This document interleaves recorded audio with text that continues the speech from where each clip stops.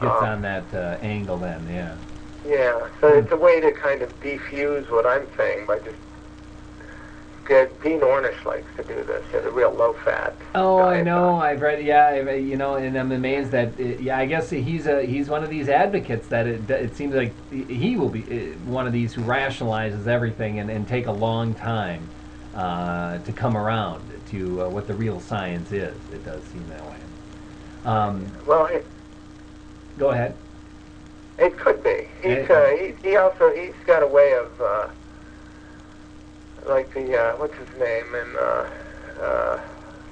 Claude Rains, the inspector in Casablanca. He can blow with the prevailing winds if it works to his I advantage. see. Sure.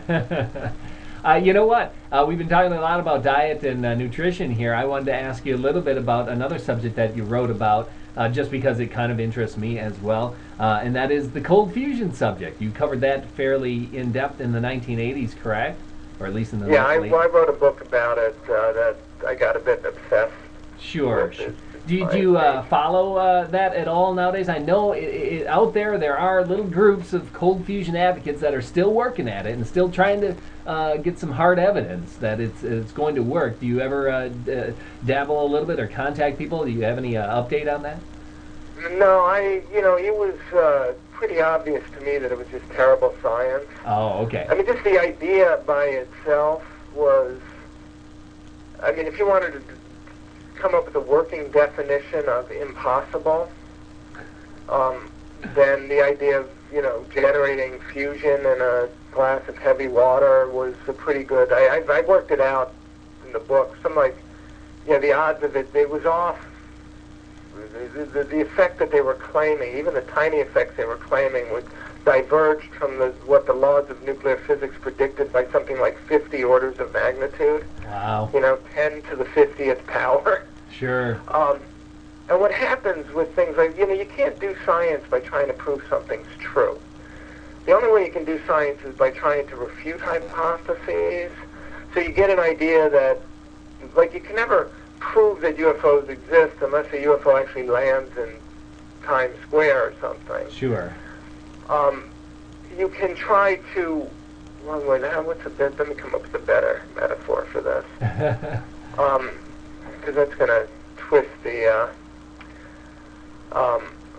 well, here's the classic one, the idea of the hypothesis that all swans are white. Okay, this is the reason this book by Nassim Taleb is called The Black Swan. Sure. So you have a hypothesis that all swans are white, and you can never prove it's true, no matter how many white swans you find in the world. You don't know that you just didn't miss one black swan. Right. But the minute you find one black swan, you've refuted your hypothesis. Sure. Okay? So Yeah. what happens in this field is like there are these people whose lives were committed to cold fusion. They bet their careers on it, and when it went down the tubes, they had nothing else to do but continue pursuing this obvious sort of bogus phenomena. Hmm. And they don't go out to try and prove they're wrong. If they run an experiment in their laboratory and they see, with the excess heat supposedly coming out of their cells, more heat coming out than is going in from the electric current that runs these cells, Yeah. they don't try to figure out how that could be an artifact of the experiment. They don't spend weeks or months saying, how could I have screwed up? Am I measuring the heat wrong? Am I doing the calorimetry incorrectly? Have I underestimated the current going into the cell because of fluctuations in the power supply? That's what a scientist does. Sure. These Yeah. guys, they see an effect of, oh, we've got excess heat, and they go, this proves cold fusion is true after all. Sure. And then they try to go to Congress to get funding. Yeah. So it ceases to be a science, and it becomes, again, a kind of religion. Self-fulfilling And kind of thing. those religions never go away, unfortunately. You don't need hard evidence to keep a religious belief alive. Yeah, you're right. That is true. I just want to stop here for a second and promote your book that recently came out last year, I believe, The Good Calories, Bad Calories, by our guest, Gary Taubes. And I just wanted to give you a second here to promote anything else that you might be doing in the future, any books coming out, or what's the next controversial subject in science that you might be covering? Well, The answer to the first question is the book just came out in paperback, so if anyone's interested, they can... Good calories, bad calories. Good calories, bad calories. Okay. Yeah, I actually haven't picked up a controversial subject yet. You know, the problem is now is I'm perceived as a sort of generic, general interest contrarian. Ah. So if I write about a controversial subject and I take a contrarian viewpoint, which is usually the interesting viewpoint, then everyone will just say, well, there's Taubes being Taubes, why should I care? So I have to find subjects that are investigative subjects that interest me, that are challenging, that I don't have any preconceived opinions on. Right. And, you know, they're out there, but I haven't actually found one yet that kind of got my blood flowing, where I go, ooh, this is a good story. Sure. You know, I was thinking of, I just noticed Mercola's latest newsletter is on the dangers of soy. And I've always been curious about soy. Sure. And I've always suspected that it's not the health food that anyway. So that's a possible magazine article, something like that. You know, it would be fun to do because I'd like to actually understand where this belief of soy as a health food came from and whether there's evidence to support it. You know, it's the thing about being an investigative journalist is investigations are fun. Sure. You know, it's like, you know, when a hound in a fox hunt or smells the fox on the wind, and you know your tail perks up, and you know everything gets going, and so I'm looking for that. Yeah.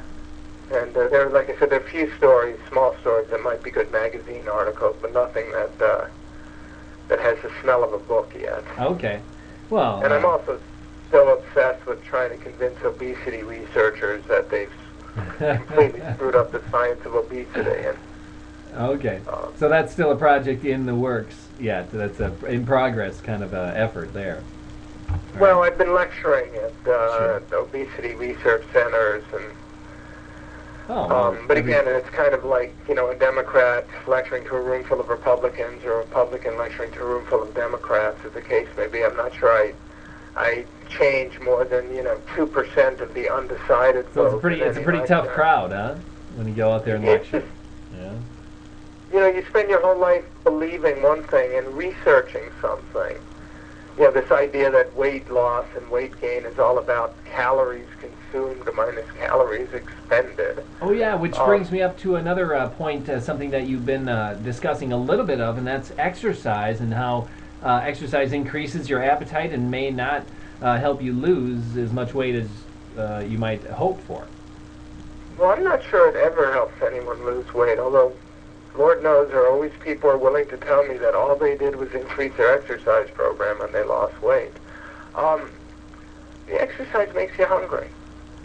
Sure. You know, it's what it does. It's like when you expend more energy, your body tries to replete itself of the energy that you expended by increasing appetite. It's the way, you know, living beings work. Sure. And again, the idea that exercise makes you hungry was taken for granted until the 1960s, when one nutritionist, this guy Jean Mayer, decided that the reason modern man was overweight was because he was sedentary, and decided he had to, in effect, you know, come up with an argument that would get people to exercise, and he had an enormous amount of influence. And you know, we went from being a relatively lean nation of sedentary people to being a relatively obese nation of, you know, gym goers and marathon runners. Yeah.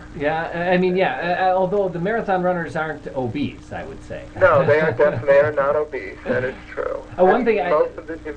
Yeah, you know, I would say, from what I've read, that exercise isn't a guaranteed method to just all of a sudden you're going to start losing weight. Obviously, diet plays a huge, part of that. But it would seem a lot of evidence for exercise being a very good method to stave off many age-related diseases. Yeah, I believe it's probably good for you. I mean, I do it. I worked out this afternoon. You know, I know it makes orthopedic surgeons wealthy. You probably wouldn't need nearly as many orthopedic surgeons, and MRIs and the like. We all exercise so much. Well, you know, and it's a type of exercise I think as well.